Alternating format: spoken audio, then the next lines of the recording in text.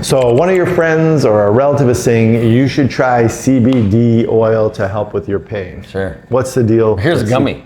Yeah, try this. This will make your gout go away. That's right. Okay. We get asked this all the time. Hi, Yep. welcome to another episode of Talking with Docs. I'm Dr. Paul Salza. I'm Dr. Bradley. Did you get asked this by your patients? 100%. What about CBD? Should I be taking CBD oil? Especially my older patients. And They whisper it. Yeah, they go, My hey, friend, my son-in-law gave me some CBD gummies. Yeah, should I be taking it? Okay. And I'm like, are you high right now? That's what I often ask right away. Okay. What answer do you give? We have to have an answer to give people who ask us, right? Yes. Before, leave a comment. If you tried CBD, if you think it works, think it doesn't work, know someone who it works for, leave a comment, share it for other people. Okay, so. I tell them I don't know. That's what I tell them. Okay, so for our viewers, just gonna tell you what it is. Okay. Okay, so CBD oil is the non-psychedelic component of the extract from Cannabis sativa plant. Cannabis plants, Yeah. right? So it's pot, it's weed, it's a drug. That's what it's most commonly known as on the street, right? Okay, yes. So the THC is the more psychoactive component. So CBD is the non-psychoactive component. So it's been extracted from. Yeah. There still is in some countries allowable some traces of THC in there too, like 0.2% or something, but somewhere like France where they say no, you have to get rid of all the THC. Yep. But anyway, so it's mostly just the non-psychoactive component. Do you know when cannabidiol was discovered? Cannabidiol, I do not. 1964. Right in the middle of the hippie movement. Right, and you think, ironically, that's 60 years ago. Why did it take so long? And it's mostly because of society's perceptions and views of things like this, and particularly marijuana, that prevented it from kind of being explored as a potential health benefit or medicinal use. Is that why Woodstock happened 4 years later? I think so. All right, so that's the deal. That's what CBD is. Okay.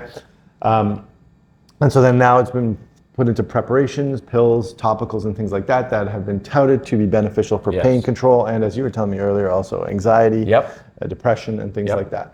And the question is, what does the evidence say? Okay, the scientific evidence. People have done some studies to see what effects do they have, and the touted benefits are pain control, anti-inflammatory component to it as well. Immune support, anxiety, sleep, depression, like really they're broad. Really broad, like any kind of health benefits thing.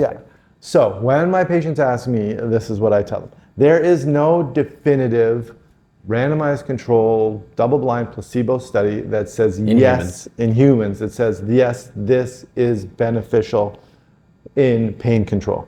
Okay?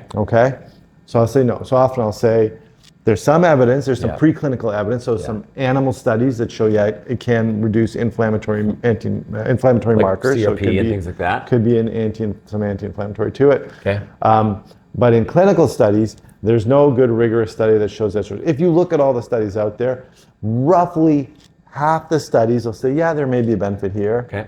A quarter of the studies will say, not sure, there may be a benefit, there may not be a benefit. And another quarter of the studies will say, no, there's no benefit to it. And I would say those numbers are very similar to what I found for anxiety, for sleep disturbance, that kind of stuff. So about half said yes, and then some said we're not sure, and then some said no difference measure.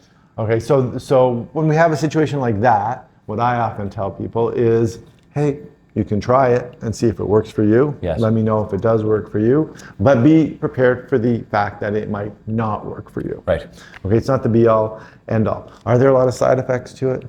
So there aren't typically. Ironically, some of them can relate to mood disturbance despite being used for that. Some people can have gastrointestinal upset stomach kind of symptoms. Right. There are some side effects that can happen, but they're not serious side effects. They're not as serious as a side effect, say, of a anti-inflammatory medication, which can definitely give you an ulcer that you can die from. It can affect your kidneys and give you hypertension, have long-lasting effects. So they are relatively safe, but just their efficacy hasn't been proven yet. And that's other than, I would say, in one situation, and that would be for very specific types of epilepsy. So to the point where the FDA said, hey, we're going to make a medication that actually has this in it to help reduce seizure incidence in these very specific groups, which is amazing for these people because obviously intractable epilepsy is life-threatening and very debilitating. So that's been one of the pros that's come out of all this. That's true. But the other studies are still ongoing. And like, why are all the studies so different, Paul? On the FDA's position on this, so they have approved that one drug for epilepsy treatment as a prescription. but the FDA has not passed judgment yet on the use of CBD. Right. Okay, so it's available once they passed that Farm Bill, I think in 2018, which legalized it in the US. The market got flooded with CBD products touting many benefits. Yes. And the FDA has sent out warning letters saying, hey, you know, Can't say this. You haven't proven these letters, but Yeah. the FDA is still of the position that we're still sorting it out. We're still trying to figure out how safe this is and how effective this is. So you should be aware of that before you're using these drugs. It doesn't have the full blessing of the FDA yet, although they are available.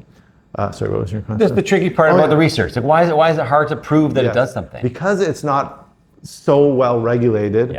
And it's not regulated the same way in different parts of the world. There are many different preparations of this with varying degrees of THC added and varying qualities of the medication. As soon as you don't have as much regulation, then the quality of the you can't even call it a medicine, of the supplement is then under question. Okay. So that's why it's difficult to study, because if you do a study A, might be comparing completely different type of CBD to study B.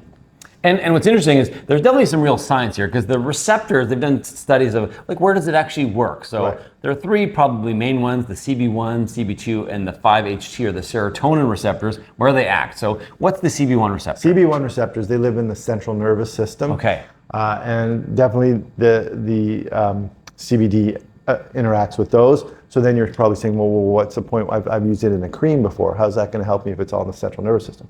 Well, the CB2 receptors are more in the peripheral tissues. So you could have some effect peripherally. And in your immune tissues as well. Yeah. And then the serotonin receptors are all the ones that are based on like your mood, your anxiety, your sleep. So there's definitely, they don't attach to them in the same way as maybe THC does. But they can alter the receptor, making it less effective for THC. Actually can reduce the psychoactive effects of THC, because it kind of changes the shape. There's a bunch of different ways that it functions on these receptors. Yeah, so you're probably wondering, oh my God, it has all these effects on like receptors in my brain, receptors in my immune system, on serotonin.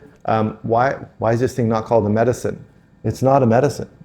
Right now, it's a supplement, it's an additive, it's over the counter in many places, and it's not considered a medicine yet, which is odd. It is odd. Now you know. So what's the take-home message for CBD for people? I think, so if patients ask me, I'll say, look, there's no super great rigorous study that says this is going to work for your arthritic knee. So I don't know if it's going to work. It might work. So if you want to try it and you've tried everything else, you've tried the traditional things and it's not working, go ahead and try it. It's relatively safe, but there are some side effects that can happen. Yeah, so start lower dose for sure. Proceed with caution. The risk is probably mostly financial. And check with your healthcare provider, right? Ask what their opinion is on this before you go taking something like this, because you might be taking another medication that doesn't interact well, or for some reason your healthcare provider might say, no, don't use this. Now you know. If you like this video, please like it, subscribe to our channel. And remember, you are in charge of your own health. See you next time.